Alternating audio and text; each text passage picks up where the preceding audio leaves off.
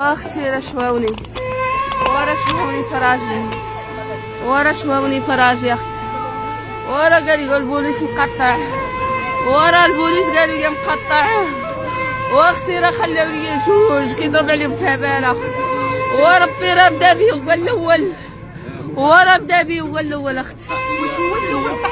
هو الاول قال لي البوليس وهو قال لي البوليس يعني غاب على المنزل وعيط ب3 ايام كنضرب سيمان دات منور العيد اختي عيط العيد تاع رمضان ومشاو العيد قبل باقي ما مشاش قال لي باغي نمشي ربي واش واوني فيه معاك العيد ديال رمضان ولا واش وعيط تا ولادو من نهار العيد وهو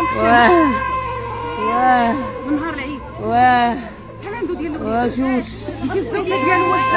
منين الاصول ديالك اصلي دقا ليا وكتسكني هنا بالحي الدشار الزوج ديالك كيشتغل اللي لقى قدامه كيخدم اللي لقى قدامه كيخدم يعني احنا سمعنا كيقولوا بانه واش مخدمين ولا شي موظف ولا ما نعرف لا يعني كيخدموا ثلاثه هادو الوليدات ديالك اختي شحال في العمر ديالو هذا داخل في 50 داخل في 50 داخل في 50 سنه واشنو كتبغي توجهي الرساله ديالك وياخذوا لي حقي وياخذوا لي حقي مشى ما عندي حد ويلا كان عندي سرطان صحيت منه ويا ربي هو اللي كيخلص الكرا هو اللي كيصرف على ولادو ما كنعرفش انا الزنقه حدي المدرسه نجيب ولادو وصافي اختي ما قاداش شي كلمه الله يهديك اخر كلمه وبغيت حقي وياخذوا لي حقي ويلا ما بغيتهم يعدموه ويقتلوه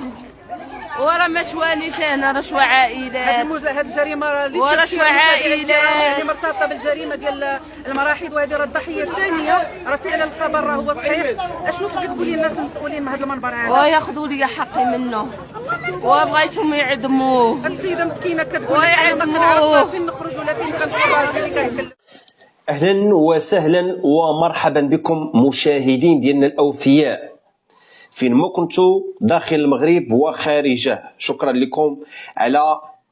التفاعل ديالكم، على التعليقات وعلى البارطاج. قضيه سفاح بن حمد ولا مجزرة بن حمد